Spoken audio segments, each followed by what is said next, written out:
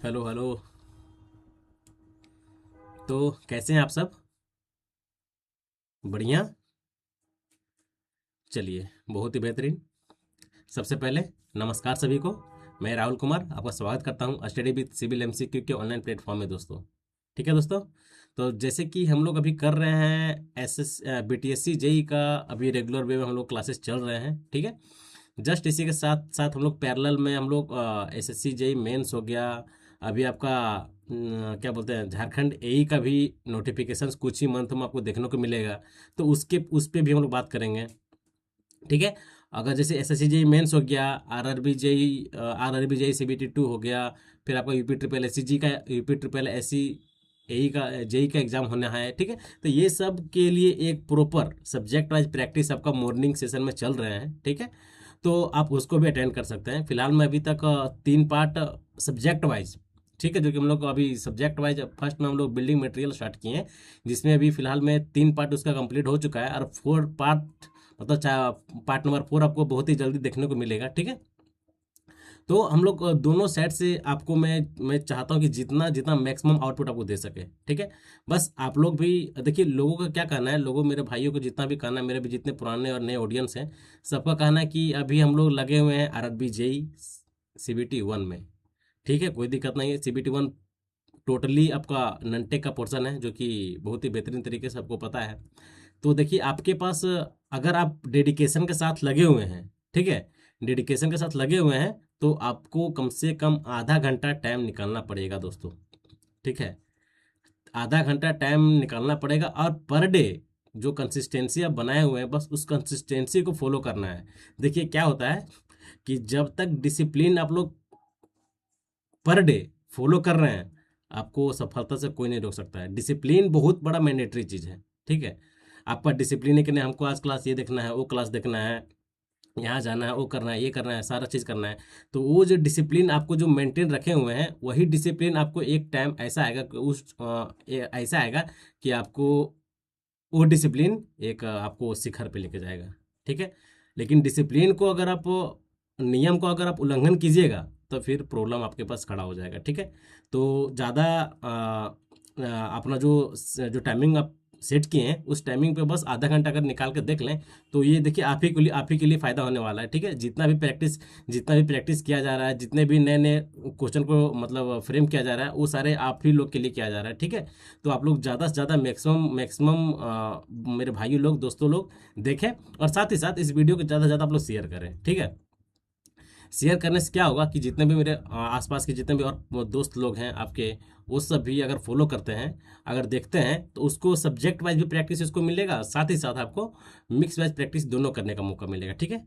तो चलिए, बिना देरी के मैं आज का मैं क्लासेस स्टार्ट कर रहा हूँ। और साथ ही साथ कि हम लोग जानते हैं कि हर क्लासेस को शुरुआत करने से पहले हम लोग 2 लाइन, जो कि बहुत ही बेहतरीन होता है, हम लोग के कैरियर से रिलेटेड रहता है, जो कि एक बहुत ही बेहतरीन 2 लाइन होता है। देखिए क्या है।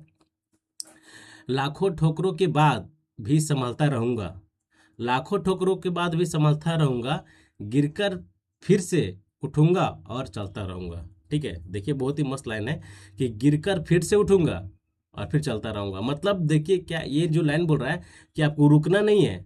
ठोकर लगे कोई दिक्कत नहीं है, एक एग्जाम नहीं निकला, कोई दिक्कत नहीं है, लेकिन उसकी वजह से उस एग्जाम को दिन भर आप सोचे कि यार एग्जाम कहीं नहीं निकला, कहीं नहीं निकला, क्या कारण है। उस पर दिन भर आप सोचिएगा और पूरा टाइम अपना गवा दीजिएगा, तो उससे आपका सक्सेस नहीं हो जाएगा। ठीक है। फेलुअर हो गए, कोई दिक्कत नहीं है, फेल हो गए, लेकिन देखें कि कहाँ फेल हुए हैं, किस पॉइंट पे हम फेलुअर हमको लगा, मतलब किस पॉइंट पे हम फेल किए। ठीक है। किस कारण से फेल किए, उस कारण को जाने, और फिर से वहाँ से उठें और आगे बढ़ें। यही एक सफलता का, सक्सेस का रास्ता है। अदरवाइज इसका कोई और रास्ता नहीं है। ठीक है। चलिए, बिना देरी के मैं आज का क्लासेस में स्टार्ट कर रहा हूँ दोस्तों। देखिए, अब फर्स्ट का क्वेश्चन क्या है हम लोग का। देखिए क्या है कि सिंपली सपोर्टेड बीम कैरी है UDL load on A entire span, the value of deflection will be, बताएं। इजी क्वेश्चन है, अच्छा क्वेश्चन। थोड़ा पेन का कलर मैं चेंज कर लेता हूँ दोस्त। क्या है, ए सिंपली सपोर्टेड बीम कैरी ए यूडीएल लोड। देखिए, ये आपका सिंपली सपोर्टेड बीम है। पहले इसका आंसर आप बताए क्या होगा। ये देखिए, ये भी क्वेश्चन इजी है, लेकिन लोग क्या करेंगे, ये भी क्वेश्चन में गलती करेंगे। गलती क्या करेंगे, उसको तो ये लगेगा कि WL 48 EI, लोग ये दोनों में कंफ्यूज करेंगे और मार देंगे ये वाला, जो सरासर गलत हो जाएगा। ठीक है, अगर आपका कॉन्सेप्ट क्लियर है कि यूडीएल के केस में जो डिफ्लेक्शन का फॉर्मूला क्या होता है और स्लोप का फॉर्मूला क्या होता है, तो आपको तो कन्फर्म है कि 110% आप सही कीजिएगा। लेकिन जिसका कंसेप्ट क्लियर नहीं है, फॉर्मूला याद नहीं है प्रॉपर, वो इस क्वेश्चन को भी गलती कर सकते हैं। ठीक है, इसलिए ज़्यादा घबराहट नहीं, इजी क्वेश्चन है, थोड़ा सा आराम से अगर 2 सेकंड टाइम भी ले लीजिएगा तो कोई दिक्कत नहीं है, लेकिन थोड़ा अच्छा करने का, इजी क्वेश्चन को गलती करने का मतलब यही है कि आप सिलेक्शन से बाहर हो जाएंगे। ठीक है, तो गलती नहीं करना है, आराम से क्वेश्चन को पढ़ना है। और यूडीएल है, ठीक है। क्या बोल रहा है, सिंपली सपोर्टेड बीम में कैरिंग है यूडीएल लोड इंटायर स्पान पे है। ठीक है, ये मेरा एल स्पान है जिसपे यूडीएल लोड है। जब पूछ रहे the value of deflection, deflection कितना होगा, डिफ्लेक्शन का फॉर्मूला क्या होता है, डिफ्लेक्शन एट पॉइंट सी। ठीक है, सी पॉइंट पे डिफ्लेक्शन क्या होगा, तो उसका फॉर्मूला क्या होता है, 5WL⁴ डिवाइडेड बाई 384 EI। होता है कि नहीं होता, सो बताए आप लोग पहले, होता है ना। हाँ, इसके बाद इसी के साथ अगर मेरा बीम क्या है, मेरा सिंपली सपोर्टेड बीम है और यूडीएल लोड है, इस कंडीशन में आपका जो क्या बोलते हैं स्लोप का जो फॉर्मूला होता है, स्लोप का ये फॉर्मूला क्या होता है, इसका फॉर्मूला क्या होता है बताए, स्लोप का फॉर्मूला क्या होता है जी, WL⁴ डिवाइडेड बाई 24 EI। कोई दिक्कत, कोई दिक्कत, कोई दिक्कत नहीं।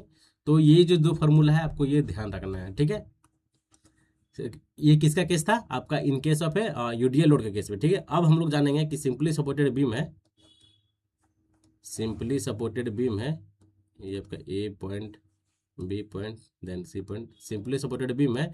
ठीक है, और इस पे क्या है आपका सेंट्रिक पॉइंट लोड है। ठीक है, पॉइंट लोड यहाँ पे लग रहा है। ठीक है, इस कंडीशन में आपका सी पॉइंट पे, ठीक है, तो इस पॉइंट पे, इस कंडीशन में आप बताएं हमको कि स्लोप और डिफ्लेक्शन का फॉर्मूला क्या होगा, बताएं। इस कंडीशन में आपका डिफ्लेक्शन का फॉर्मूला क्या होगा, डिफ्लेक्शन एट सी, फॉर्मूला क्या हो गया, सेंट्रिक पॉइंट लोड के केस में आपको जो maximum deflection at a point C, इसका फॉर्मूला क्या होता है, WL⁴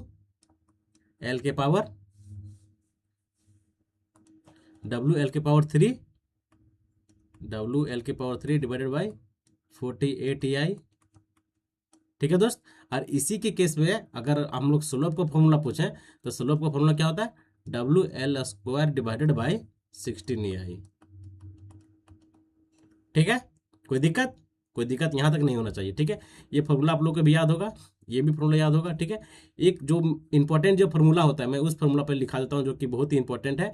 ये सब सारे इंपॉर्टेंट ही है, और हम लोग इसमें जितने भी लिखा रहे हैं सारे इंपॉर्टेंट है, और एग्जाम में पॉइंट ऑफ व्यू से बहुत ही जबरदस्त, और आपको याद भी होना चाहिए। ठीक है, देखिए एक क्या होता है आपका फिक्स बीम होता है। ठीक है, जो कि आजकल पूछना आपका, आजकल जब आप लोग सेट मारिएगा ना, टेस्ट मारिएगा, तो आपको समझ में आ जाएगा कि क्वेश्चन कहाँ से पूछ रहा है इसको। ठीक है, ये मेरा फिक्स बीम है और इस पर क्या सेंट्रिक पॉइंट लोड है, centric P centric point load है। ठीक है, इस कंडीशन में जो आपका डिफ्लेक्शन का जो फॉर्मूला हो गया, डिफ्लेक्शन का फॉर्मूला क्या होगा, इसका जो फॉर्मूला था PL⁻³ डिवाइडेड बाई 192 EI होता है। ठीक है, कितना, 192 EI, एक मिनट, 192 EI। ठीक है दोस्त, ये क्या हो गया, फिक्स बीम के केस में हो गया सेंट्रिक पॉइंट लोड का। ठीक है, और इसी का भी हम लोग अगर स्लोप का मतलब फॉर्मूला जाने कि स्लोप का फॉर्मूला क्या होता है, तो देखिए स्लोप का फॉर्मूला क्या होता है बताए तो, फिक्स बीम है। ठीक है, और आप slope at A, slope at B, then आपका स्लोप एट सी बताएं क्या होगा, slope at A, slope at B, then at slope at C, ये 0 होगा। ठीक है, ये नहीं कि कुछ वैल्यू दे दे और उसको आप सही कर दे, एकदम गलत है। अगर फिक्स बीम है, फिक्स बीम है, और अगर इस पर यूडीएल भी रहेगा, ठीक है, अगर कैसे मान के चलिए कि मेरा फिक्स बीम है, और यहाँ बना देते हैं थोड़ा सा, ये मेरा फिक्स बीम है, ठीक है, फिक्स बीम है, और इस पे यूडीएल भी है, ठीक है। अगर यूडीएल भी है, यूडीएल के केस में भी अगर हम लोग स्लोप को, हम लोग स्लोप अगर point A, point B, then point C, A point पे, या फिर स्लोप एट सी, या फिर स्लोप एट बी भी जीरो होगा, ठीक है। मतलब यूडीएल के केस रहे या फिर पॉइंट लोड का केस रहे, स्लोप का जो कंडीशन होगा इन case of a fix beam always zero होगा, ठीक है दोस्त। कोई दिक्कत? कोई दिक्कत नहीं। इसका जो आंसर हो गया, क्या हो गया, 5 WL के power 4 divided by 384 EI, option number B is right answer, ठीक है, बी इज राइट आंसर। चलिए अब हम लोग आगे बढ़ते हैं। देखिए नेक्स्ट क्वेश्चन क्या है, नेक्स्ट क्वेश्चन है कि the resultant of two forces P Q R acting at angle is equal to, formula पूछ रहा है, लेमिस थ्योरम वाला फॉर्मूला क्या होता है जी? हाँ, तो ये आप लोग हम ये फॉर्मूला आप लोग जानते, किसका है formula? Parallelogram law of forces.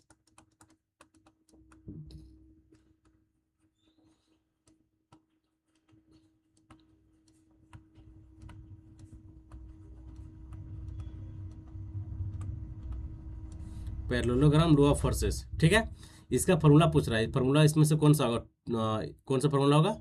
हम लोग जानते हैं कि क्या होता है, resultant equal to root under P square plus Q square plus 2PQ cos theta, ठीक है, ये फॉर्मूला हो गया, ठीक है। P square plus Q square plus 2PQ cos theta, option number B is a right answer, ठीक है जी। कोई दिक्कत? कोई दिक्कत नहीं, ये तो फॉर्मूला है। इसमें देखिए, ये भी देखिए गलती भी होने के चांसेस है, यहाँ पर प्लस भी दिया है, यहाँ माइनस भी दिया है, ठीक है। अगर थोड़ा सा अगर मतलब पूरी तरह से आपको फॉर्मूला याद नहीं है तो आप गलती भी कर सकते हैं, ठीक है, गलती भी कर सकते हैं, देखिए, है ना। सारा सेम सेम है, बस थोड़ा थोड़ा थोड़ा का अंतर है। इसमें देखिए यहाँ पर साइन लगा दिया है, यहाँ कोस है, यहाँ साइन है, यहाँ कोस है, यहाँ माइनस है, माइनस है, प्लस है, प्लस है। और इस फॉर्मूला में क्या होता है, टोटली सारा प्लस होता है, कोई माइनस नहीं होता, ठीक है। तो option number B is a right answer, मतलब ये वाला, root under P square plus Q square plus 2PQ cos theta, ठीक है। चलिए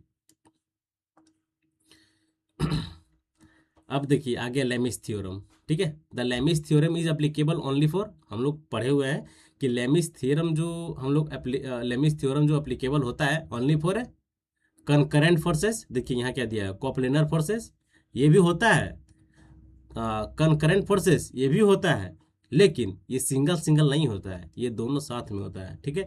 कोप्लेनर देन कंकरेंट फोर्सेस, ठीक है, coplanar then concurrent forces, option number C is right answer, C is right answer, ठीक है। इसका जो ये होता है लेमिस थ्योरम का, इसका फॉर्मूला क्या होता है, स्टेप्स होता है ना, ये आपका हो गया, ये हो गया, ठीक है, ये आपका हो गया, ये देखिए ये हो गया। अब यहाँ क्या हो गया, ये आपका हो गया अल्फा, ये आपका बीटा, देन ये गामा हो गया, ठीक है। इसको मानते हैं हम क्या, इसको हम ए मानते हैं, बी मानते हैं, सी मानते हैं। इसका फॉर्मूला क्या होता है, क्या, ए बाई साइन अल्फा, ठीक है। इसी तरह बी बाई साइन अल्फा हो गया, ये B by sine gamma, then C by sine beta, ठीक है, साइन बीटा। अगर इसको हम लोग सेपरेट कर लें कि साइन अल्फा बीटा गामा, तो मेरा वैल्यू सही हो जाएगा, कोई दिक्कत नहीं है, ठीक है। मतलब ये फार्मूला है, आपको ध्यान रखना पड़ेगा, ठीक है, ये फार्मूला जो है ध्यान रखना पड़ेगा। एग्जामिनेशंस में कभी कभी ये फार्मूला डायरेक्ट पूछ देता है, ठीक है। फार्मूला भी साथ ही साथ आपको ये जो है कि लेमिस थ्योरम जो एप्लीकेबल होता है, इसमें कौन कौन से फोर्सेस कौन कौन से फोर्सेस के लिए एप्लीकेबल होता है, जो कि इसमें पूछ रहा है। इसमें कंकरेंट फोर्सेस के लिए और नॉन कंकरेंट फोर्सेस के लिए और कोप्लेनर फोर्सेस के लिए एप्लीकेबल होता है। तो option number C is right answer, ठीक है। हम लोग क्या बोलते हैं, कोप्लेनर फोर्सेस क्या होता है, कंकरेंट फोर्सेस क्या होता है, नॉन कोप्लेनर कंकरेंट फोर्सेस क्या होता है, ये सारे फोर्सेस के बारे में हम लोग बहुत ही बेहतरीन तरीके से BTSC JEE वाले क्लासेस में हम लोग पढ़ चुके हैं, ठीक है। एक एक कॉन्सेप्ट को हम लोग बहुत ही बेहतरीन तरीके से अच्छे से हम लोग समझ चुके हैं। तो आप लोग सारा क्लास को अगर रेगुलर अगर आप फॉलो कर रहे होंगे तो आपको पता चल गया होगा कि कोप्लेनर फोर्सेस क्या होता है, कंकरेंट फोर्सेस क्या होता है, नॉन कोप्लेनर कंकरेंट फोर्सेस क्या होता है, सारा चीज़ आपको पता ही होगा, ठीक है। अगर आप क्लासेस को रेगुलर वे में देख रहे हैं तो, समझ रहे हैं तो ठीक है। चलिए ये देखिए नेक्स्ट क्वेश्चन क्या है, the efficiency of a screw jack, the efficiency of a screw jack may be increased by, the efficiency of a screw jack may be increase by increase its pitch, एकदम सही। ठीक है, देखिए screw jack एक type का jack होता है, ठीक है। जैसे आप लोग हाइड्रोलिक हाइड्रोलिक जैक आप लोग देखे होंगे, ठीक है। जैसे हाइड्रोलिक जैक आप लोग देखे होंगे ना, जिससे ही हाइड्रोलिक जैक होता है, जस्ट उसी तरह भी स्क्रू जैक होता है, ठीक है। हाइड्रोलिक जैक क्या करता है, आप लोग देखे होंगे, जैसे आपका आजकल कुछ जितने भी व्हीकल आ रहे हैं, जितने भी गाड़ी मोटर्स आ रहे हैं, सब में आपका हाइड्रोलिक, चाहे ब्रेक भी अप्लाई करें तो हाइड्रोलिक हाइड्रोलिक सिस्टम से ही उसमें ही कनेक्टेड रहता है। चाहे पूरी गाड़ी का सिस्टम आजकल हाइड्रोलिक पे ही काम कर रहा है, ठीक है। तो हाइड्रोलिक का फंक्शन बहुत ही बेहतरीन तरीके से आपको आप लोग देख रहे होंगे, ठीक है। और साथ ही साथ यहाँ पर जो पूछ रहा है कि दोनों का फंक्शन सेम होता है, हाइड्रोलिक जैक के हम लोग बात करें चाहे स्क्रू जैक की बात करें, तो इसमें जब पूछ रहा है कि the efficiency of screw jack may be increase by increase its pitch, ठीक है। अब इसका एक फार्मूला होता है, maximum maximum efficiency of screw jack, ठीक है। Maximum efficiency maximum efficiency of screw jack formula कितना होता है जी,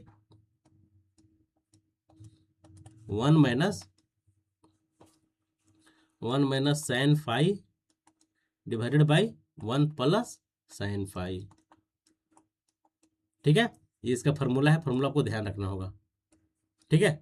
कोई दिक्कत नहीं। चलिए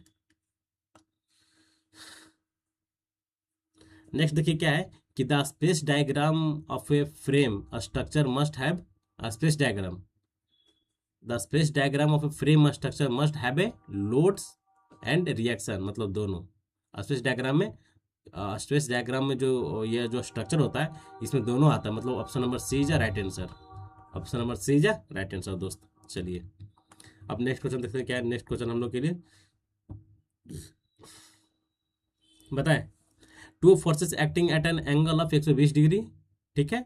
if the greater forces is 50 kg, then their resultant is perpendicular to the smaller forces. अब पूछ रहा है कि स्मॉलर फोर्सेस का वैल्यू कितना होगा, 20 kg, 25 kg, 30 kg, then 35 kg। बताएं, मैकेनिक्स का क्वेश्चन है, अच्छा क्वेश्चन है। ये जो जितने भी क्वेश्चन मैकेनिक्स का जो मैं सिलेक्टेड क्वेश्चन आपके लिए मैं लाया हूँ, ये सब सारे क्वेश्चन आपको बीटीएससी जेई के लिए बहुत ही वेरी वेरी इंपॉर्टेंट है, ठीक है दोस्त। बीटीएससी जेई के लिए, क्योंकि आप लोगों को पता ही है कि बीटीएससी जेई में डिप्लोमा का सारा सिलेबस से क्वेश्चन आने वाला है, सारा टेक्निकल आने वाला है। तो डिप्लोमा आप लोग बीटीएससी क्या बोलते हैं, डिप्लोमा में आप लोग पढ़े होंगे इंजीनियरिंग मैकेनिक्स, ठीक है।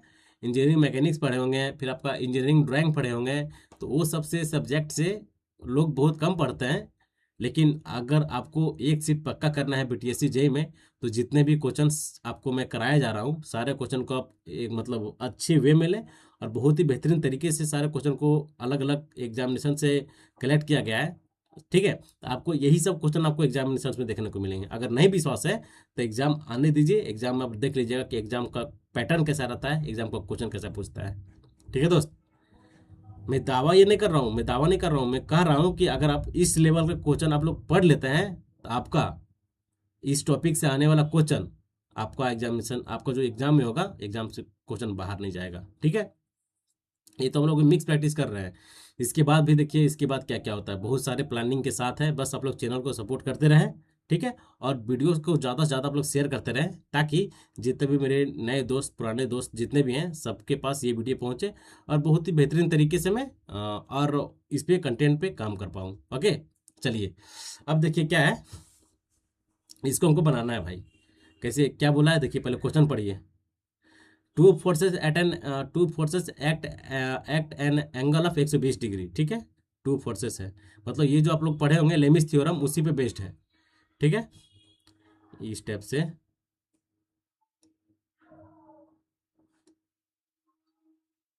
ठीक है।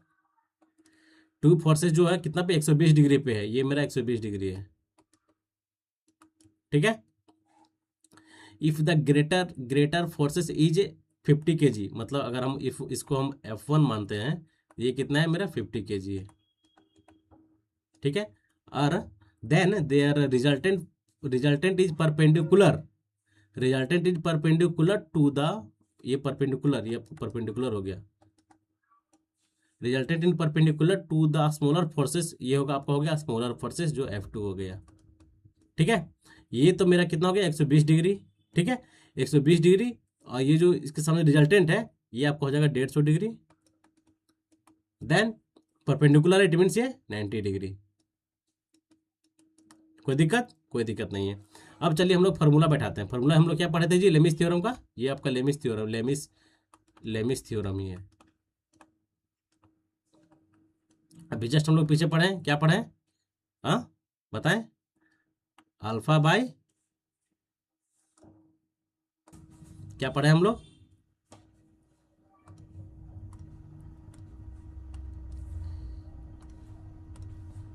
ए by sine alpha equal to B by sine beta then equal to C by sine gamma, ठीक है। हम लोग यही पढ़े हैं, ठीक है, कोई दिक्कत नहीं है। अब चलिए हम लोग वैल्यू पुट करते हैं, ठीक है। ये जो मेरा है, देखिए ये आपका F1 हो गया, ये मेरा F2 हो गया, ये मेरा रिजल्टेंट हो गया, ठीक है। अब हमको क्या करना है, अब हमको साइन, ठीक है, ए देखिए, ए को हम बोल सकते हैं कि ये आपका F1 है, ठीक है, F1 by sine alpha equal to F2, F2 by sine beta then minus resultant equal to sine gamma, ठीक है। अब हमको देखिए F1 का वैल्यू हमको पता है कितना है, इसको छोटा सा हम अगर इधर लिख दें तो कोई दिक्कत नहीं होने वाला है हमको इससे। अगर हम यहाँ लिख दें F1 इक्वल टू 50 kg, कोई दिक्कत नहीं है। अब हम लोग वैल्यू पुट करते हैं, F1 मेरा कितना है 50 kg है, ठीक है। तो हम लोग 50 डिवाइडेड बाई साइन अल्फा, ठीक है, F1 हो गया, ठीक है। और F2, यहाँ पर F2 भी है, ठीक है, लेकिन हमको निकालना क्या, स्मॉलर फोर्स, हमको F2 निकालना है, ठीक है। F1 मेरा दिया गया है, ठीक है। तब मेरा ये F2 divided by sine beta then reaction, ये हो गया साइन गामा, साइन गामा। अब हम यहाँ पर हम बोल सकते हैं कि ये जो मेरा अल्फा बीटा गामा का हम वैल्यू अगर पुट कर दें तो कोई दिक्कत है यहाँ पे, कोई दिक्कत नहीं है। कितना होगा साइन अल्फा, हाँ साइन अल्फा कितना होगा 90 डिग्री होगा ना जी, साइन अल्फा 90 डिग्री होगा, कोई दिक्कत नहीं है। साइन बीटा कितना होगा देखिए तो, साइन बीटा 150, 150, कोई दिक्कत, कोई दिक्कत नहीं। चलिए ये जो मेरा ये रिजल्टेंट है ये कितना होगा 120, 120 डिग्री है। चलिए अब यहाँ से हमको सारा चीज़ पता है। F2 यहाँ से हमको नहीं निकल जाएगा, निकलेगा कि नहीं से पता है पहले, कैसे निकलेगा से देखिए। F2 इक्वल टू क्या हो जाएगा, ये हो जाएगा आपका 50 डिवाइडेड बाई साइन 90, ठीक है। ये आपका हो गया साइन 50, सॉरी साइन 150, ठीक है, कोई दिक्कत। और हम लोग यहाँ लिख सकते हैं क्या, minus R equal to 120 degree, या फिर 120 लिखिए ना, कोई दिक्कत नहीं, 100 साइन 120 डिग्री, ठीक है, कोई दिक्कत नहीं। अब इसको सॉल्व कीजिए। अब कैसे सॉल्व होगा देखिए, 50 है और साइन 150, साइन 150 यहाँ से निकाल लीजिएगा, ठीक है। ये 50 रहेगा, कोई दिक्कत नहीं, ये 50 का 50 हो जाएगा, ठीक है। साइन 150 कीजिएगा जो आएगा, ठीक है, और divided by sign 90 into sine 120, ठीक है, साइन 90 इंटू साइन 120 डिग्री, ठीक है। जब आप इसको सॉल्व कीजिएगा तो आपका जो आंसर आएगा 25 kg आएगा, समझ गए। जब इसको सॉल्व, कुछ तो है नहीं, साइन 150 का वैल्यू यहाँ पुट कर दें, साइन 90 देन साइन 120, ठीक है। जब इसको आप सॉल्व कीजिएगा देन आपका वैल्यू F2 का जो वैल्यू आ जाएगा, स्मॉलर फोर्सेस का जो वैल्यू आ जाएगा, कितना आएगा 25 डिग्री, 25 kg, जो कि option number B is right answer दोस्त, ठीक है, बी इज राइट आंसर, समझ गए। चलिए अच्छा क्वेश्चन है ना। अगर क्वेश्चन आपको जब अच्छा लगा हो तो थोड़ा सा चैनल को आप लोग सपोर्ट कर दो दोस्त, ठीक है, क्योंकि आप ही लोग का सपोर्ट से इस टाइप का क्वेश्चन आपको डिजाइन करके दिया जा रहा है, क्योंकि ये डेडिकेटेड पूरे बीटीएससी जेई है। तो बीटीएससी जेई के जो सिलेबस के ओरिएंटेड हमको क्वेश्चन कराना है, जो कि बहुत ही बेहतरीन तरीके से क्वेश्चन को फ्रेम किया जा रहा है, ठीक है। चलिए अब देखिए क्या है, if two equal forces of a magnitude P at an angle of at on angle of their resultant will be, resultant पूछ रहा है। अभी जस्ट हम लोग रिजल्टेंट का फॉर्मूला पढ़े हैं, क्या होता है, R equal to root under F1 का स्क्वायर प्लस F2 का square plus 2F1 F2 cos theta, ठीक है। ये तो हमको पता ही है, कोई दिक्कत नहीं। चलिए अब हम लोग देखते हैं रिजल्टेंट इक्वल टू क्या होता है। यहाँ पर F1 F2 है, तो हम लोग बोल सकते हैं कि आपका F1 का स्क्वायर हो गया, ये मेरा F2 का स्क्वायर हो गया, यहाँ पर 2F1 का स्क्वायर बोल सकते हैं। अगर यहाँ पर क्या बोला है कि टू फोर्सेस इक्वल बोल दिया, मतलब F1 इक्वल टू F2 बोल रहा है, तो हम लोग बोल सकते हैं कि 2F1 2F का स्क्वायर कोस थीटा।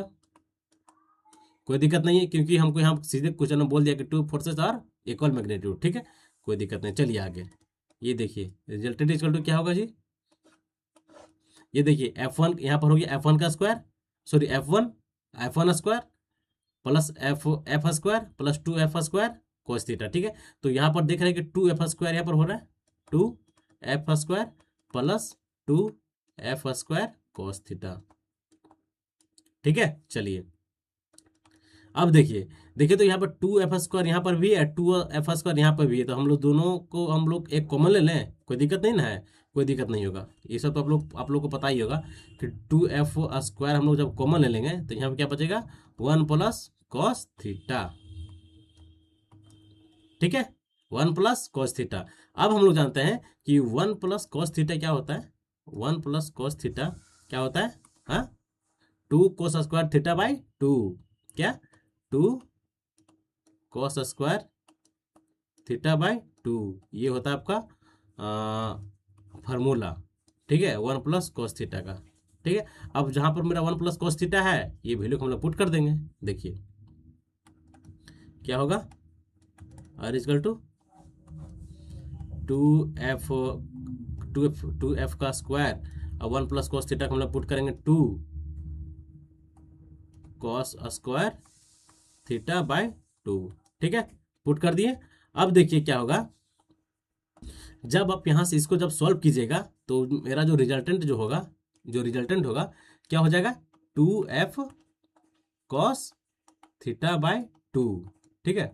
जब आप इसको सॉल्व कीजिएगा तो ठीक है, जब इसको आप सॉल्व कीजिएगा देन आपको जो आएगा रिजल्टेंट कितना आएगा, 2F cos थीटा बाई 2, ठीक है। और जो मेरा जो रिजल्टेंट है बोला गया कि R इक्वल टू 2F बोल दिया है, ठीक है, 2 फोर्सेस आर इक्वल, ठीक है, तो 2F हम लोग ले लेंगे, ठीक है, 2F cos थीटा, ओ सॉरी यहाँ पर क्या बोला है, देखिए ये थोड़ा सा मैं कलर में चेंज कर लेता हूँ, थोड़ा सा दूसरा कलर।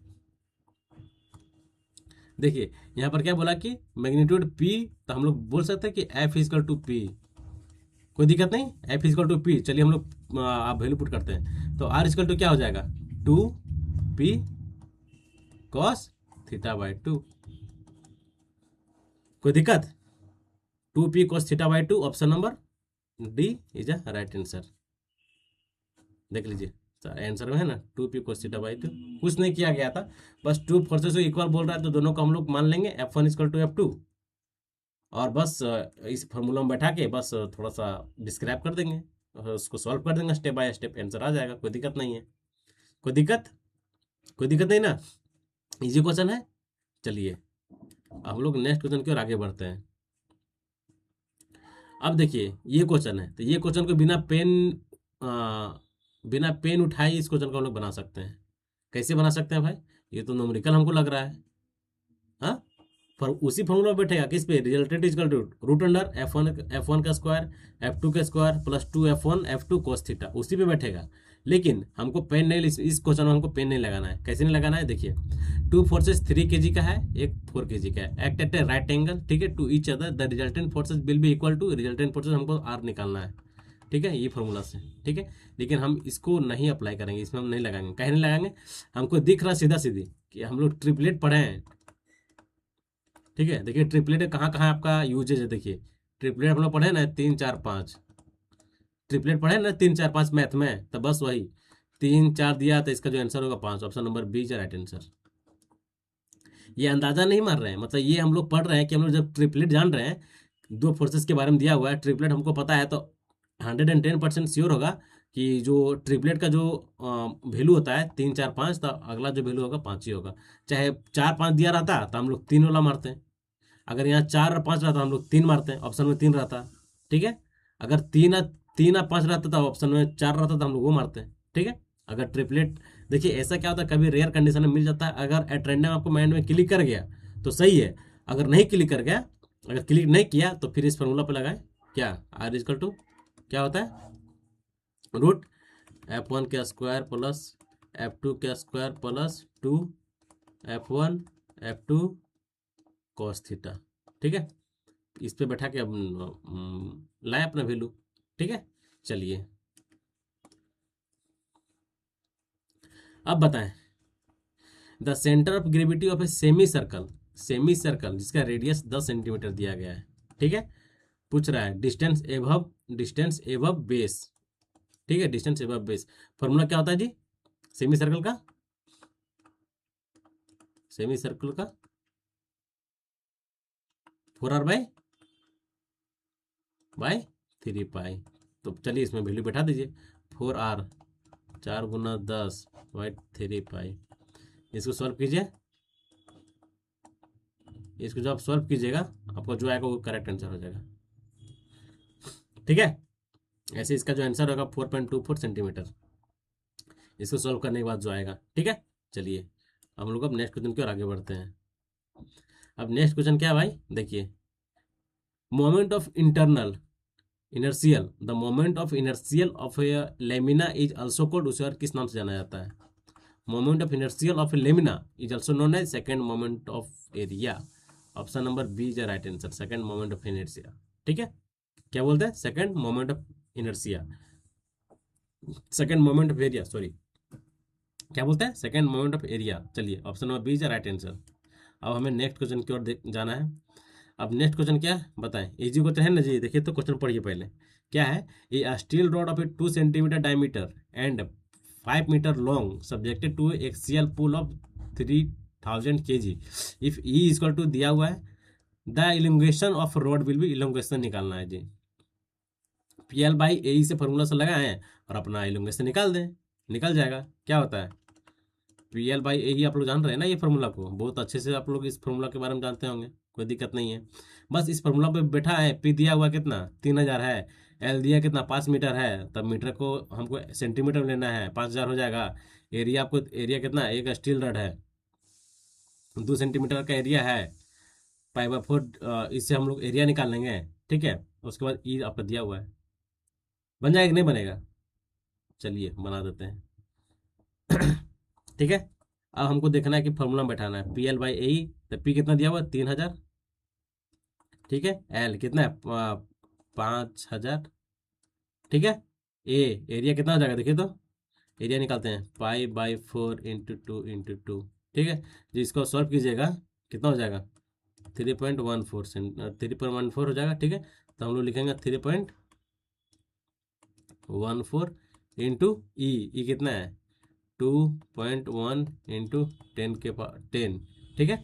इसको आप सॉल्व कीजिएगा, बस यहाँ से सॉल्व करके जो आपका जो आंसर आ जाएगा वो आपका करेक्ट आंसर हो जाएगा, ठीक है दोस्त। कोई दिक्कत, कोई दिक्कत नहीं,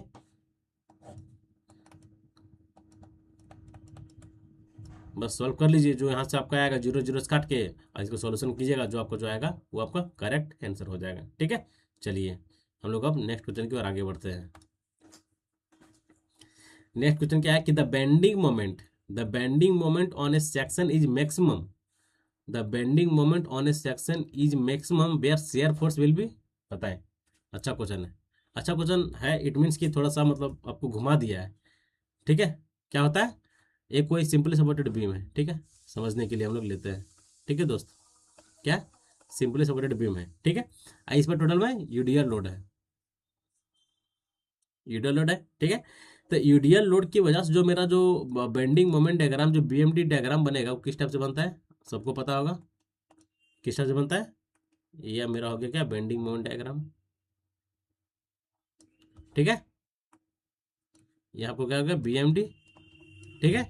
अब ये बोल रहा है कि the bending moment on a section is maximum, इस पॉइंट पे मेरा बेंडिंग मोमेंट मैक्सिमम है, ठीक है, कोई दिक्कत नहीं। पूछ रहा है कि इस पॉइंट पे जो मेरा शेयर फोर्स डायग्राम होगा वो कैसा होगा। देखिए, अगर मेरा यूडीएल लोड है, क्या है, यूडीएल लोड है, जिसके कारण मेरा ये आपको बेंडिंग मोमेंट डायग्राम होगा, तो इसका शेयर फोर्स डायग्राम कैसा बनेगा। इस बीम के केस में शेयर फोर्स डायग्राम मेरा बनेगा कैसे, आपका इस स्टेप से बनेगा शेयर फोर्स डायग्राम। ठीक है दोस्त, क्या हो गया, ये शेयर फोर्स डायग्राम हो गया, ठीक है। ये आपका हो गया L/2, ये आपका L/2 हो गया, ये आपका निगेटिव में है, आपका ये पॉजिटिव में है, ठीक है। ये कितना हो जाएगा आपका, यहाँ देखिए इसका जो रिएक्शन होगा कितना, WL/2, WL/2, ठीक है। ये कितना होता है यहाँ पर मैक्सिमम, WL²/8। कोई दिक्कत, कोई दिक्कत नहीं, क्लियर है ना, इजी क्वेश्चन था। इस यहाँ से पूछ रहा, देख रहे हैं, यहाँ से उठा दिया क्वेश्चन, ठीक है। तो ऐसे ऐसे क्वेश्चन को थोड़ा सा, अगर इजी है आपके लिए तो बहुत ही बेहतरीन है, ठीक है। ऐसे भी थोड़ा सा अगर आप ध्यान से पढ़े होंगे तो ये क्वेश्चन आप गलती नहीं कर सकते, लेकिन तब पर भी लोग गलती किए हैं, ठीक है। हमको लगता है ये क्वेश्चन को मात्र 50% लड़का ही सही कर पाया है, 50% रॉन्ग किया है, ठीक है। तो 50% काहे गलती कर रहा है, कहाँ पे आप फंस रहे हैं। देखिए, फंसना नहीं है, थोड़ा सा क्वेश्चन को आराम से पढ़ें, ठीक है। अगर 2 सेकंड ज़्यादा लग जाए कोई दिक्कत नहीं है। अगर इजी क्वेश्चन आप गलती करते हैं, इट मीन्स कि आप सिलेक्शन से बाहर जा रहे हैं, ठीक है, सीधा सीधी बात है भाई। चलिए, हम लोग अब नेक्स्ट क्वेश्चन की ओर आगे बढ़ते हैं। देखिए, नेक्स्ट क्वेश्चन क्या है, for a beam of a uniform strength, for a beam of a uniform strength keeping its depth constant, depth मेरा क्या है, कांस्टेंट है, the width will be vary, जिसका विड्थ जो है वेरी कर रहा है, in vary in a proportion to. तो सबसे पहले हम लोग क्या लगाएंगे, इसमें जो हम लोग पढ़े हैं कि बेंडिंग बेंडिंग स्ट्रेस का फॉर्मूला, बेंडिंग स्ट्रेस का जो फॉर्मूला होता है, क्या होता है, M/I equal to sigma by y equal to E/R। ये फॉर्मूला से सबको अच्छे से वाकिफ होंगे, ठीक है। अगर हम एक रेक्टेंगुलर कोई ये ले लिए, ठीक है, ठीक है, ये इसका हो गया, ये इसका हो गया y, ठीक है, इसका यहाँ से हो गया क्या, ये d हो गया, ये इसका b हो गया, ठीक है। इसका मोमेंट ऑफ इनर्शिया क्या होता है, BD/Q डिवाइडेड बाई 12, ठीक है, सबको पता होगा। चलिए, अब हम लोग इस फॉर्मूला के माध्यम से यहाँ पर क्या बोल रहा है कि width width will be very, width जो इसका वेरी कर रहा है, ठीक है। चलिए देखते हैं क्या होता है, sigma by y equal to M/I, ठीक है। अब हमको क्या निकालना है, सिग्मा निकालना, स्ट्रेस निकालना, क्या होगा, MY/I, ठीक है।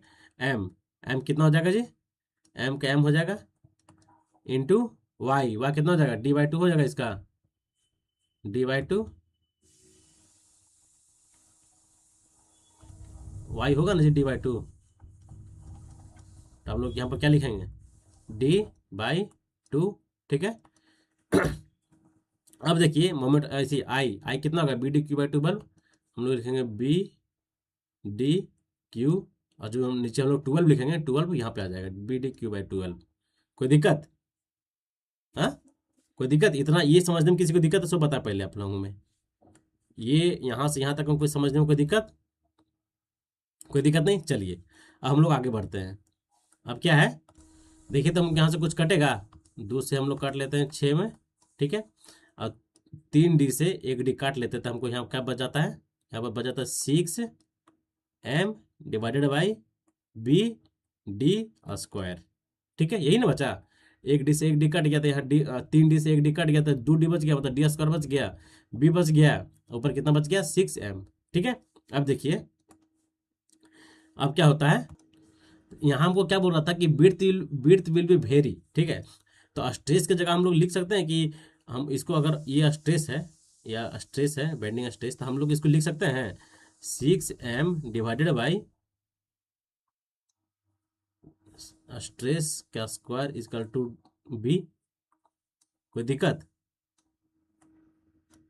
मतलब स्ट्रेस को हम यहाँ ले नीचे ले आए, स्ट्रेस नीचे आ गया तो यहाँ जो मेरा बी था बी आ गया डिवाइडेड में, ठीक है।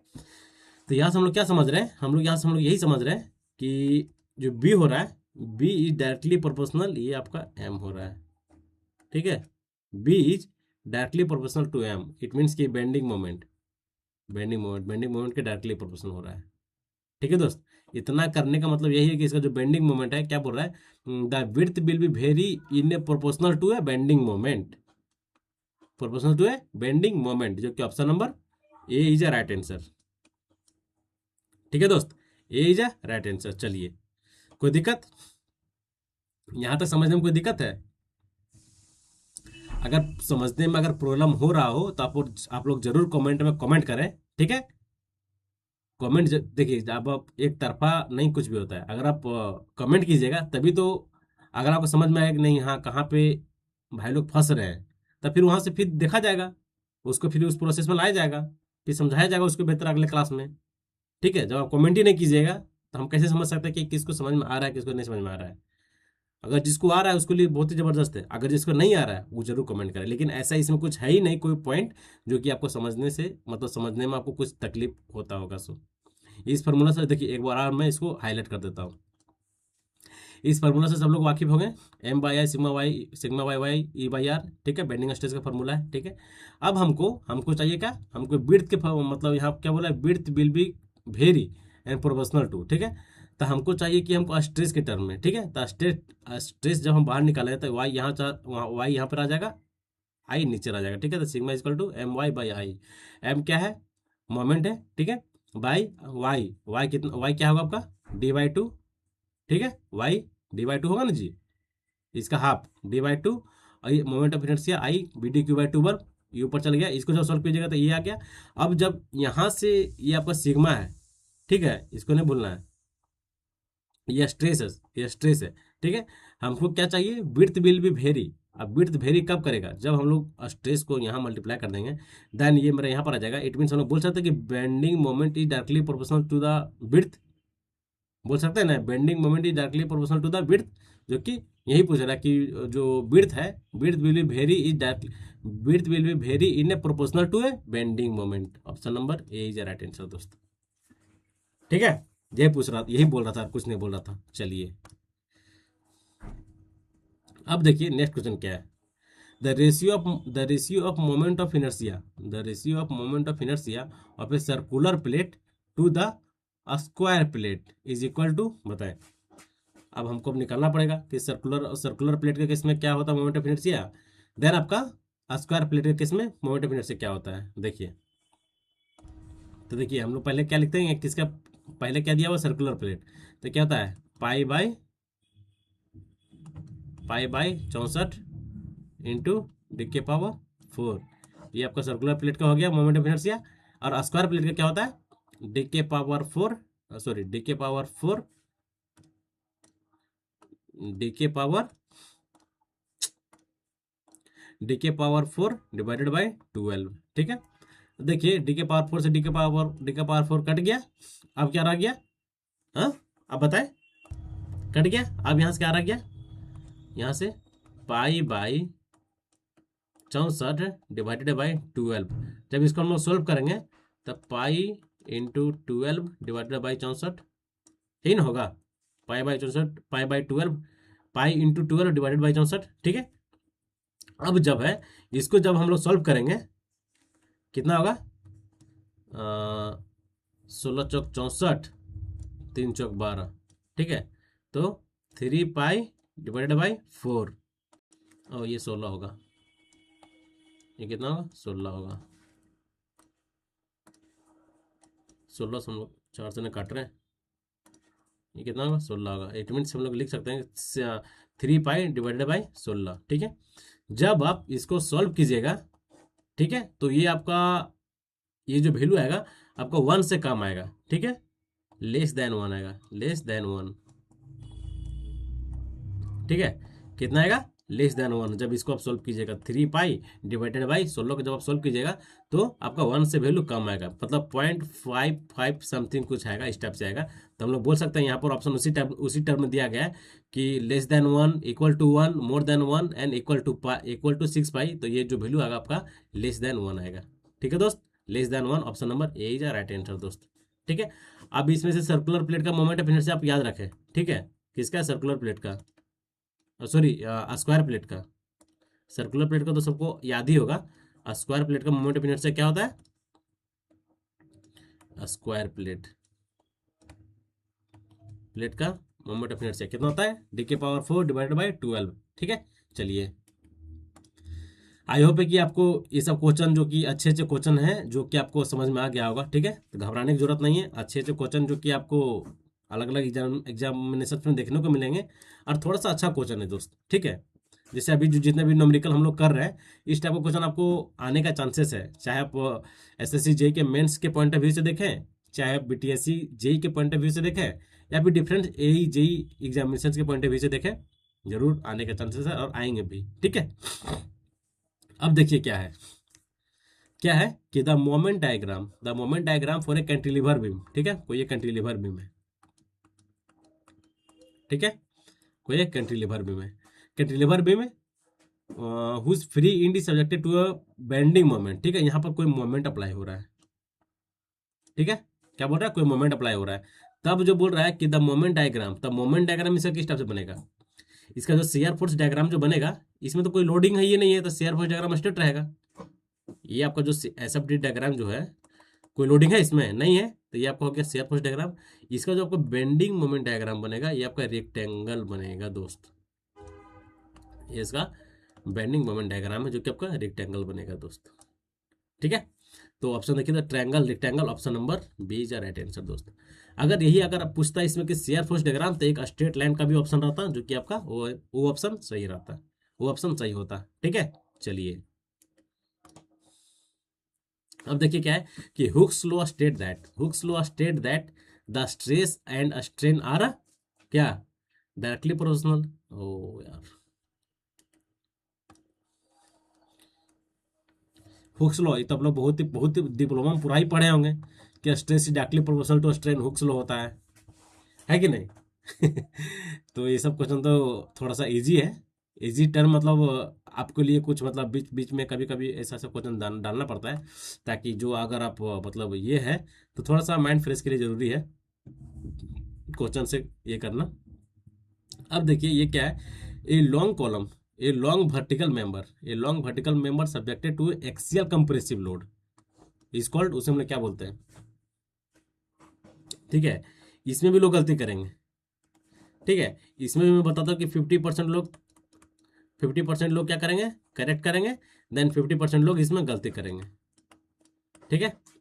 जो थोड़ा सा ध्यान से नहीं पढ़े होंगे क्या मारेंगे पता है, मारेंगे ये सरकारी ऑप्शन जिंदाबाद, ऑल ऑफ द अबव, जो कि ये सरासर गलत है, ये नहीं होगा, ठीक है, ये नहीं होगा। क्या पूछ रहा है, a long vertical member subjected to axial compressive load then it is called a column, एक कॉलम उसको बोलते हैं, ना कि ऑल ऑफ द एबव होगा। ये देखिए यहाँ पर ये स्ट्रट है, ये आपको कंप्रेशन मेंबर है, ये देखिए ये टाई है, क्या ये टेंशन मेंबर है, तो आप कैसे मार दीजिएंगे ऑल ऑफ द एबव, मार सकते हैं क्या, नहीं मार सकते, तो ये आपका गलत हो जाएगा। जितने जितने लोग डी मारे हैं सरासर गलत है, option number A is a right answer दोस्त, ठीक है। चलिए, अब देखिए नेक्स्ट क्वेश्चन क्या है, the ratio of effective length to the column and minimum radius of gyration of cross section area is known as, क्या बोलते हैं इसे हम लोग, स्लेंडरनेस रेशियो, क्या बोलते हैं, स्लेंडरनेस रेशियो। आप लोग तो बहुत अच्छे से पता होगा स्लेंडरनेस रेशियो किसे बोलते हैं, जान रहे ना फॉर्मूला के बारे में, लैम्डा इक्वल टू क्या होता है, L effective divided by K minimum, क्या K minimum least radius of gyration, ठीक है, option number B is a right answer दोस्त, ठीक है। चलिए, हाँ अब बताएं, a column is known as medium column, medium size, ठीक है, क्या बोल रहा है, medium size if the slenderness ratio will be between, बताएं, short column, long column, short column, medium column, long column. ठीक है, तो अब बताएं कि इसमें किसका पूछ रहा है, मीडियम कॉलम का पूछ रहा है कि स्लेंडरनेस रेशियो क्या होगा। ठीक है, इधर होगा आपका स्लेंडरनेस रेशियो, इधर होगा आपका type of column, types of column. ठीक है, टाइप्स ऑफ कॉलम। सबसे पहले हम लोग लेते हैं शॉर्ट कॉलम, शॉर्ट कॉलम, फिर आपका मीडियम कॉलम। ठीक है, इसके बाद हम लोग लॉन्ग कॉलम। ठीक है, अब हम लोग देखते हैं कि शॉर्ट कॉलम, शॉर्ट कॉलम का जो स्लेंडरनेस रेशियो क्या होता है, लेस देन 12, आप लोगों को पता होगा। मीडियम कॉलम का क्या होगा, कितना होगा जी बताएं, मीडियम कॉलम कितना होगा, 32 से 120, कितना, 32 से 120। देन आपका जो लॉन्ग कॉलम हो जाएगा, ये क्या होगा, ग्रेटर देन 120। ठीक है, ग्रेटर देन 120, हमको क्या पूछ रहा है, मीडियम कॉलम। इट मीन्स कि 32 से 120, option number B is right answer. अगर यही पूछता शॉर्ट कॉलम तो लेस देन मारते हैं, लेस देन 12 भी ऑप्शन में रहता तो वो मारते हैं। अगर पूछता लॉन्ग कॉलम तो इट मीन्स कि ग्रेटर देन 120, वो हम लोग मारते हैं। ठीक है, तो ये तो आपको याद ही होगा, अगर नहीं याद होगा तो इस टेबल को आप लोग याद कर ले दोस्त। ठीक है, चलिए अब नेक्स्ट क्वेश्चन क्या है, देखिए, the equivalent length of a column having both and fix, both and fix कर दिया गया है, को L/2 होगा, L/4 होगा, 2L होगा या फिर L होगा। Both in fix, it means L/2 is a right answer. ठीक है, L/2 is a right answer दोस्त। ठीक है, कोई दिक्कत, कोई दिक्कत नहीं, चलिए अब नेक्स्ट क्वेश्चन देखिए क्या है, देखिए सेम पैटर्न पे क्वेश्चन पूछा गया है, सेम पैटर्न पे है, क्या है, the equivalent length of a column having length है, ये L है, length fix at one end, अच्छा, fix at one end and free at other end. आप लोग पता ही है, वन इंड फिक्स है, अदर इंड फ्री है, इट मीन्स कि ये पूरा ये स्टेप से होगा। ठीक है, मतलब 2L हो जाएगा, ये वो L होगा, ये L है, ये L है, क्या हो जाएगा 2L, इसमें तो बोलने का जरूरत ही नहीं है। ठीक है, ठीक है, कितना हो जाएगा 2L, option number D is right answer दोस्त। ठीक है, चलिए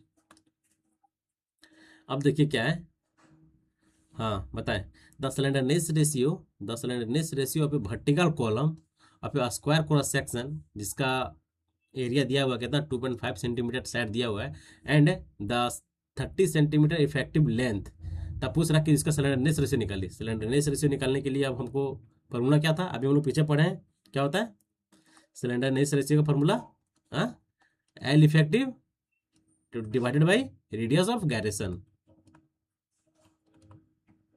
रेडियस ऑफ गायरेशन।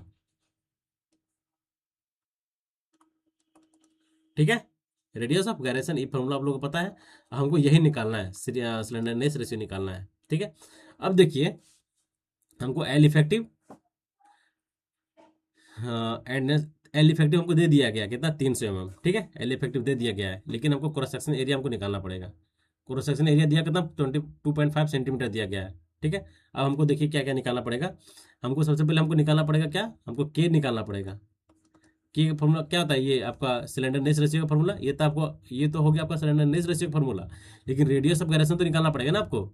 के, ये क्या आपका के होता है, आप लोगों को पता है ये क्या के होता है। अब के इक्वल टू क्या होता है, root under moment of inertia divided by area. ठीक है, तो आपको ये तो पता होना चाहिए ना, आई पता होगा सर्कुलर सेक्शन का, क्या अभी क्या होता है, हम लोग पढ़े थे क्या, D के पावर 4 डिवाइडेड बाई 12 पढ़े थे ना। अभी ना हम लोग पढ़े जी क्या, स्क्वायर सेक्शन का मोमेंट ऑफ इनर्शिया कितना होता है, देखिए कितना 4 स्क्वायर सेक्शन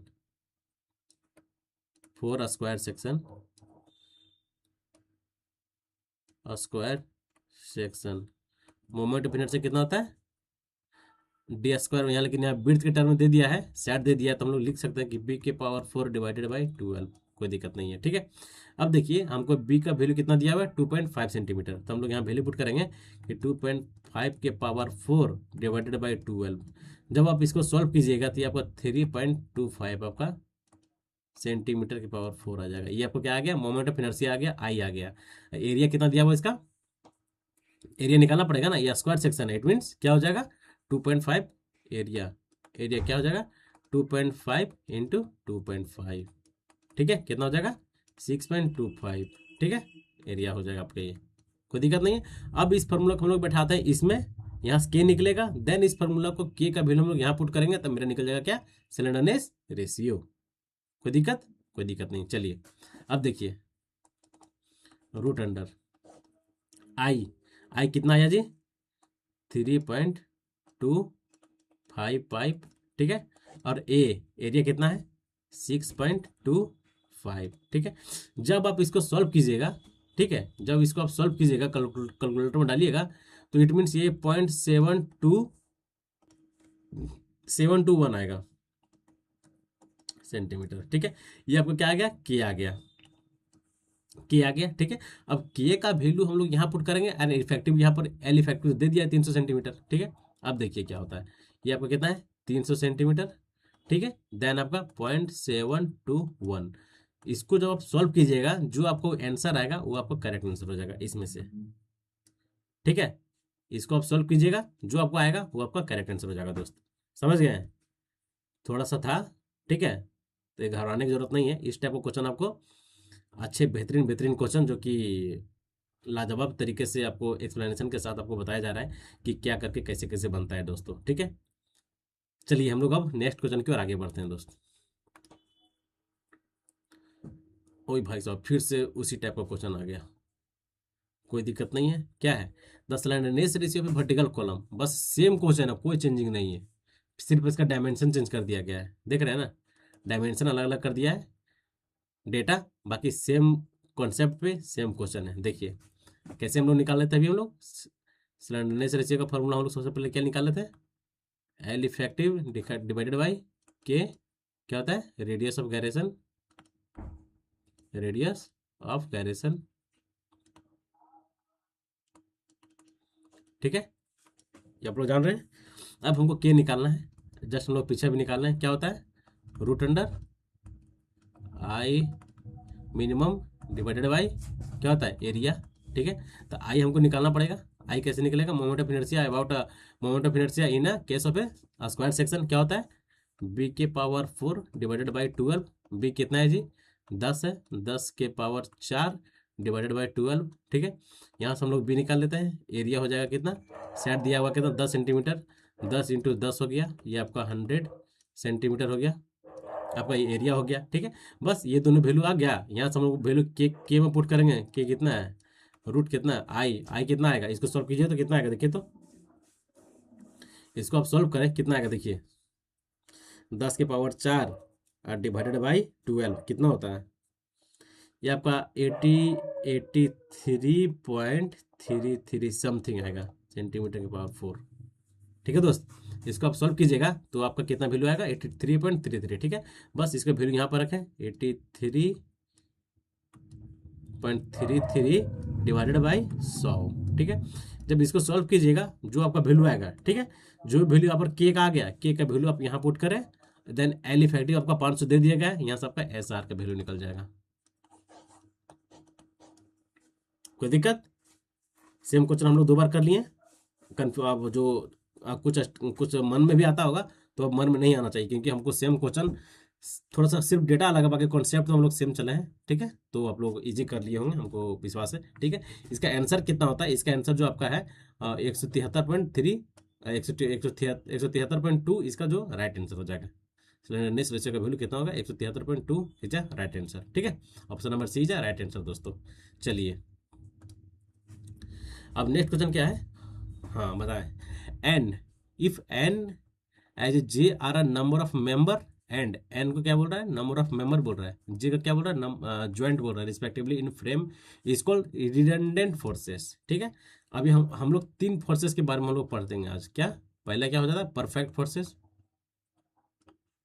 परफेक्ट ट्रस्ट भी बोल सकते हैं, कोई दिक्कत नहीं है, परफेक्ट ट्रस्ट, ठीक है। दूसरा क्या आपका हो जाएगा, रिडंडेंट,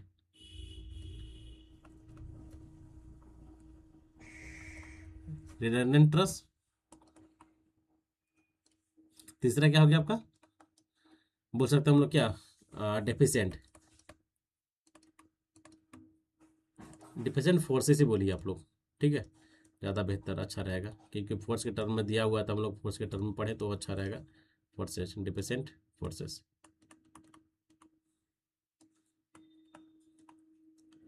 ठीक है दोस्त। अब हम लोग सबसे पहले जानेंगे कि परफेक्ट फोर्सेस का फॉर्मूला क्या होता है। एम प्लस, क्या होता है परफेक्ट फोर्सेस का फॉर्मूला, ठीक है। रिडंडेंट क्या होता है, रिडंडेंट का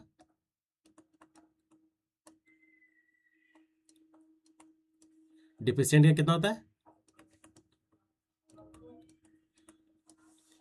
कोई दिक्कत, ये फॉर्मूला आपको रखना पड़ेगा माइंड में, ठीक है। अब देखिए हमको क्या पूछ रहा है, पूछा है रिडंडेंट फोर्सेस का फॉर्मूला क्या होता है, कि एम प्लस हाँ M+3 > 2J, मतलब option number D is the right answer, ठीक है। D is the right answer दोस्त, option number D is the right answer. अगर अगर डेफिशिएंट फोर्सेस का पूछे, डेफिशिएंट ट्रस्ट का फोर्सेस का फॉर्मूला क्या होता है, M+3 < 2J। अगर परफेक्ट ट्रस्ट की बात बोले तो M+R = 2J, ठीक है। तो ये तीनों आप इंपॉर्टेंट है, तीनों आप माइंड में रख ले, आपके लिए बेहतर होगा, ठीक है। चलिए अब देखिए नेक्स्ट क्वेश्चन क्या है, the reinforcement in RCC take, the reinforcement in RCC take tensile stress, compressive stress, shear stress, या फिर टॉर्सनल फोर्सेस, टॉर्सनल स्ट्रेसेस। तो tensile the reinforcement in RCC take tensile stresses, ठीक है, टेंसाइल स्ट्रेसेस, जो कि आप लोगों को पता होगा। अब देखिए नेक्स्ट क्वेश्चन क्या है, इजी क्वेश्चन है जी। 43 दे, 53 दे, 33 दे, ग्रेड के लिए जो आपका कंप्रेसिव स्ट्रेंथ सबके लिए सेम होता है, कितना होता है, अलग अलग होता है। 43 के लिए 43 होगा, 53 के लिए 53 होगा, 33 के लिए 33 होगा, ठीक है। ऑप्शन नंबर सी है राइट आंसर। अब देखिए ये भी क्वेश्चन में लोग गलती करेंगे, क्वेश्चन इजी है, ठीक है। देखिए क्या होता है कि सिलेक्शन से बाहर होने का रीजन एक ही होता है, ठीक है। उसके पास देखिए मेनली 2 या 3 रीजन होते हैं, लेकिन वन रीजन जो है, पहला रीजन जो है बहुत ही कॉमन है, और लोग ज्यादातर यही गलती करते हैं। क्या गलती करते हैं, इजी क्वेश्चन, इजी क्वेश्चन को सोचे कि एकदम सेकेंडों के, 0.1 सेकेंड में हम क्वेश्चन को सही कर दें, ठीक है।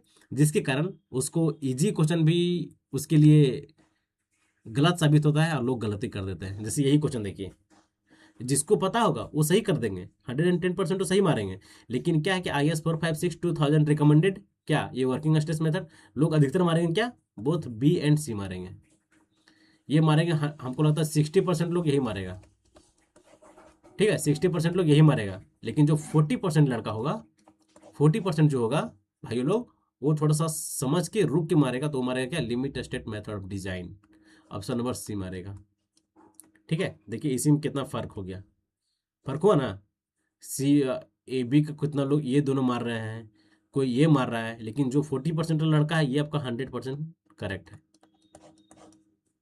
ठीक है।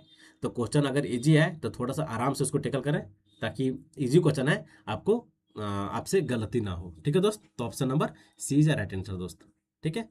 IS 456-2000 recommended limit state of method of design, ठीक है, ना कि वर्किंग स्ट्रेस मेथड और लिमिट वर्किंग स्ट्रेस मेथड, और ना कि ultimate load method of design, ठीक है। चलिए अब क्या है, देखिए, if the depth of a neutral if the depth of a actual neutral axis if the depth of a actual neutral axis in a beam is more than depth of a critical neutral axis, the beam is called, उस beam को हम लोग क्या बोलेंगे, हम्म उस beam को हम लोग क्या बोलेंगे, देखिए मान के चलिए कि ये देखिए इस टाइप से है, बीम को हम लोग सेक्शन ही बना लेते हैं, ताकि समझ में हम लोग को तुरंत आ जाए, ठीक है।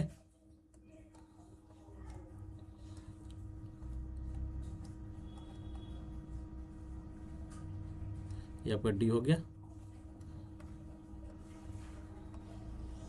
ठीक है, यहाँ से ये आपका जो पहला क्या है, बैलेंस सेक्शन का फोटो हम लोग बनाएंगे।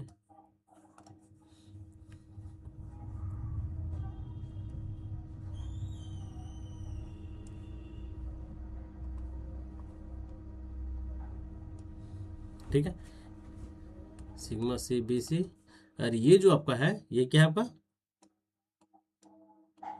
क्रिटिकल न्यूट्रल एक्सिस है।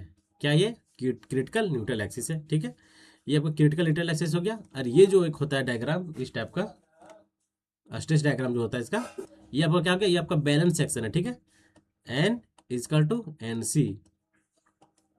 ठीक है दोस्त, क्या हो गया critical neutral axis equal to neutral axis, मतलब एक्चुअल न्यूट्रल एक्सिस। ठीक है, तो ये आपका क्या है, बैलेंस सेक्शन है, बैलेंस सेक्शन है। ठीक है, इसी तरह हम लोग यहाँ पर क्या बनाएंगे आपका, ये देखिए पहले हम लोग बना लेते हैं तो बात करेंगे। ठीक है,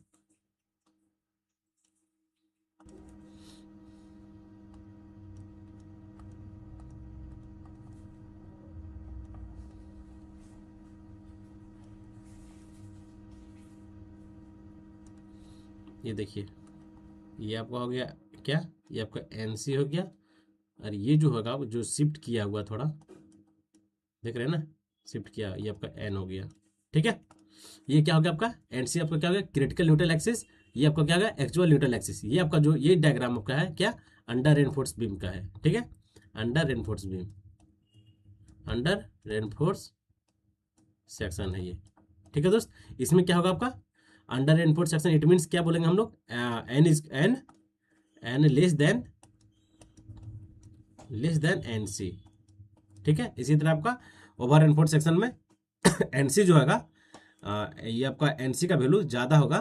ठीक है, मतलब कम होगा इन कंपेरिजन ऑफ एन। ठीक है, तो इसमें हमको जो पूछ रहा है, if the depth of actual neutral axis, actual neutral axis N, देखिए हम लोग यहाँ लिख देते हैं, एन क्या है, एक्चुअल एक्चुअल न्यूट्रल एक्सिस। ठीक है, इसी तरह आपका एन सी क्या है, क्रिटिकल क्रिटिकल न्यूट्रल एक्सिस। ठीक है, if a depth of actual neutral axis, actual neutral axis, ठीक है, actual neutral axis is more than depth of a critical neutral axis, actual neutral axis is more than, actual neutral axis, actual neutral axis is more than, मतलब actual neutral axis is more than. ठीक है, ये more than हो रहा है। ठीक है, ठीक है, तो ये जो हो गया, ये आपका अंडर रेनफोर्स सेक्शन हो गया। तीसरा क्या होता है, over reinforce section, over reinforce section. ठीक है, इसका कैसे होता है, इसका जो आपका डायग्राम बनेगा, N greater than N C. ठीक है दोस्त, N greater than N C. पहला देखिए क्या है, बैलेंस सेक्शन में क्या होता है, actual neutral axis, actual neutral axis is equal to the critical neutral axis. ठीक है, अंडर इनफोर्स सेक्शन में क्या होता है, क्या actual neutral axis is less than critical neutral axis. ठीक है, फिर आपका जो ओवर इनफोर्स सेक्शन होता है, क्या होता है कि आपका actual neutral axis is greater than, actual neutral axis is greater than critical neutral axis. ये इसमें क्या पूछ रहा है, if the depth of actual neutral axis, ठीक है, actual neutral axis it means की N is greater than N C, N C, ये वाला कंडीशन हो रहा है। ये कंडीशन किस में है, ओवर एनफोर्स सेक्शन में है। किसमें, over enforce section. It means option number C is a right answer दोस्त, C is a right answer दोस्त। कोई दिक्कत विथ फिगर आप लोग देख रहे होंगे, बस ये थोड़ा स्पेस कम पड़ रहा है ना, हम लोग उसका भी बना देते हैं कि ओवर एनफोर्स सेक्शन का किस टाइप से उसका ये बन रहा है, डायग्राम बन रहा है। ठीक है, समझ गया ना, कंडीशन देख लीजिए, तीनों का अलग अलग है। ये आपका बैलेंस सेक्शन का है, ये आपका अंडर रेनफोर्स सेक्शन का है, देन आपको ये जो फिगर नहीं बनाया है उसका ओवर रेनफोर्स सेक्शन का है। ठीक है, चलिए, इजी क्वेश्चन लीजिए, partial safety factor of concrete. In an under reinforce section, अभी हम लोग पढ़े कि अंडर रेनफोर्स सेक्शन जो होता है, ये कुछ नहीं है, अंडर रेनफोर्स सेक्शन क्या, concrete is fully stressed under reinforce section. देखिए under steel, steel is fully stressed, not a concrete is fully stressed, not a both concrete और स्टील दोनों फुल्ली स्ट्रेच होता है, ये भी गलत है। ठीक है, एलवेज अगर अंडर एनफोर्स सेक्शन का बात करें तो एलवेज आपका जो स्टील होता है वो आपका फुल्ली स्ट्रेच होता है। ठीक है, तो option number B is right answer दोस्त। समझ में आ रहा है कि नहीं आ रहा, सब लोग पहले बताएं। अगर आप लोग को चैनल, आप लोग को वीडियो अच्छा लग रहा है, साथ ही साथ क्वेश्चन का जितने भी क्वेश्चन देख रहे हैं आप लोग की, बहुत ही बेहतरीन बेहतरीन क्वेश्चन को एक्सप्लेनेशन किया जा रहा है। अगर आप लोग को अच्छा लग रहा हो तो चैनल को आप लोग लाइक करें दोस्तों, सब्सक्राइब करें, देन आप लोग शेयर करें दोस्तों। ठीक है, क्योंकि एक वीडियो को बनाने में, एक सेशन को कंप्लीट लेने में अच्छा खासा इसके पीछे टाइम देना पड़ता है, जो कि आप लोग को पता ही होगा। ठीक है, कि किसी भी चीज़ को अगर आप शुरुआत कर रहे हैं, ठीक है, ठीक है, अगर पर डे का हमको तो पर डे का क्लासेस लाना है।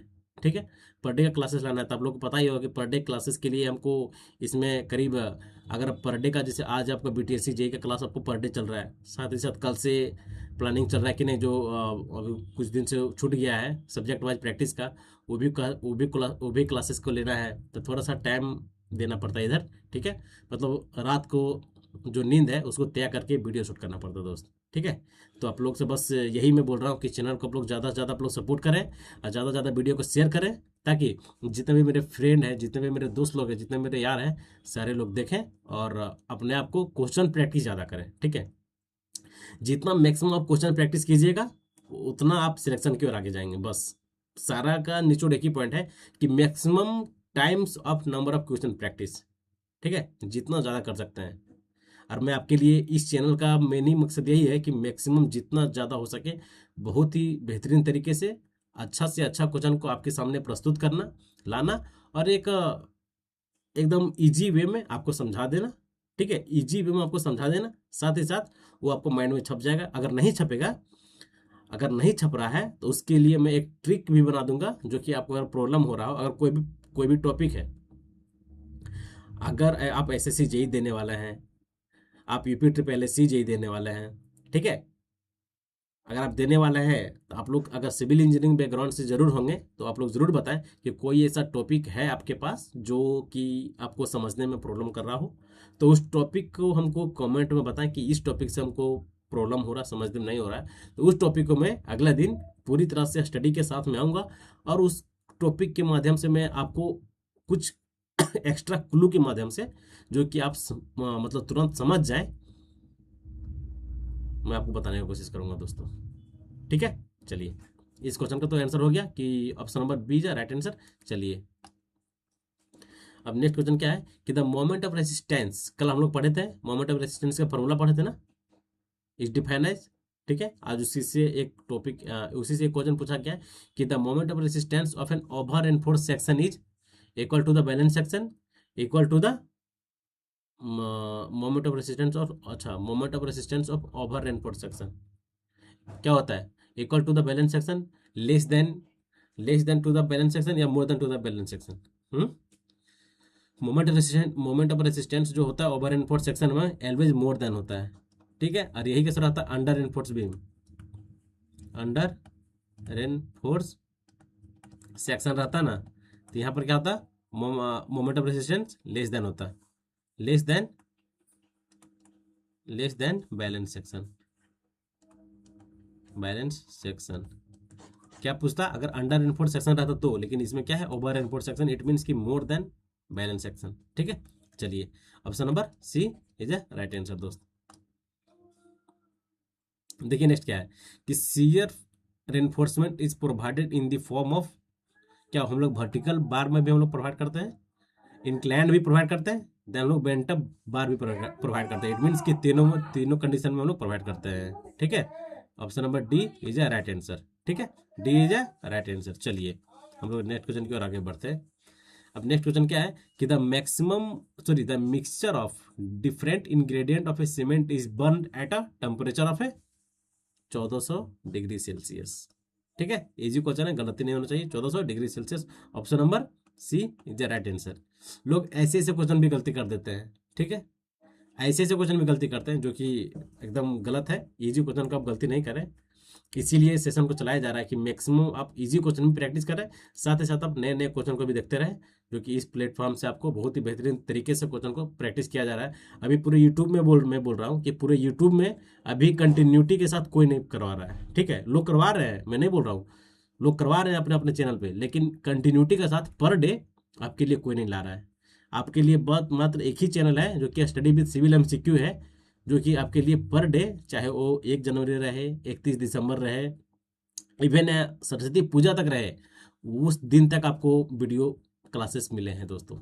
ठीक है, उस दिन तक क्लासेस मिले हैं। ठीक है, तो आपके लिए मैं चाहे सरस्वती पूजा रहे या कुछ भी रहे, आपके लिए मैं जब मतलब एनी टाइम जो आपके पीछे मैं दे रहा हूँ, तो बस आपका यही सपोर्ट बनता है, आपका आपका फर्ज बनता है कि इस चैनल को आप ज़्यादा से ज़्यादा शेयर करें, ज़्यादा से ज़्यादा वीडियो को लाइक करें, देन सब्सक्राइब करें। ठीक है दोस्त, चलिए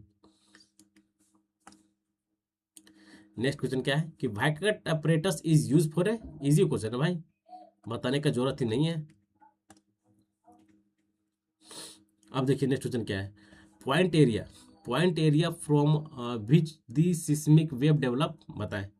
सिस्मिक वेव कौन से एरिया, मान के चलिए कि कोई आपका एरिया है, ठीक है, आपका ऐसा एरिया भाई, देखिए मान के चलिए कि ये मेरा सरफेस है, ठीक है, अर्थ सरफेस है,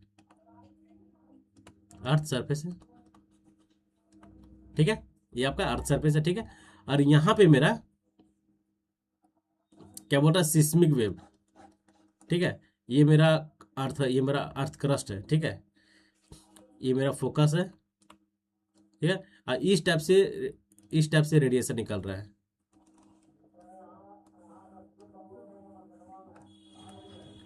ठीक है, तो ये जो बोल रहा है कि पॉइंट एरिया, जो ये पॉइंट एरिया है, point area from which the seismic wave develop at a focus, कहाँ पे डेवलप होता है, फोकस पे, जो कि option number B is a right answer दोस्त। ठीक है, B is a right answer, B is correct answer. ठीक है, चलिए नेक्स्ट क्वेश्चन देखते हैं क्या है। तो आज का सेशन यहीं पे एंड होता है। ठीक है, बहुत ही बेहतरीन और लाजवाब क्वेश्चन के साथ मैं आपके लिए बहुत ही अच्छे सेशन को आपके सामने प्रस्तुत किया मैं। ठीक है, बस अब मान के चल रहे हैं कि आप लोग RRB जेई का CBT 1 पेपर है, कोई दिक्कत नहीं है, आप लोग तन मन और धन से आप लोग लगे। ठीक है, बस मैं यही बोल रहा हूँ कि आधा घंटा टाइम निकाल के जो आपका जो कंटिन्यूटी है उसको आप मेंटेन करते रखें। ठीक है, क्योंकि मैं पहले भी शुरुआत में भी बात किया हूँ आप लोग से, और मैं अभी भी थोड़ा सा बोल दे रहा हूँ कि देखिए डिसिप्लिन, डिसिप्लिन एक ऐसा चीज़ है ना, ऐसा है कि आपको, अगर आप कहीं पे, अगर आप डिसिप्लिन को जब मतलब रेगुलर वे में ये नहीं कर रहे ना, तो कन्फर्म है कि आप आगे नहीं बढ़ पाएंगे दोस्त। ठीक है, तो मेरा बोलने की यही मतलब है कि आधा घंटा भी आप टाइम निकालें, लेकिन जरूर निकालें। ठीक है, और पूरी टाइम आप CBT 1 रेलवे जे के लिए दें, लेकिन आधा घंटा टाइम निकालें, जो कि आपका जो रेगुलर वे में जो कंटिन्यूटी जो बना हुआ था, बस उसको आप मेंटेन रखें। ठीक है, चलिए ज़्यादा नहीं बोलते हुए मैं क्लास को यहीं पे एंड करता हूँ, फिर हम लोग मिलते हैं नेक्स्ट डे में बहुत बेहतरीन क्वेश्चन के साथ। जय हिंद, जय भारत, नमस्कार और थैंक यू।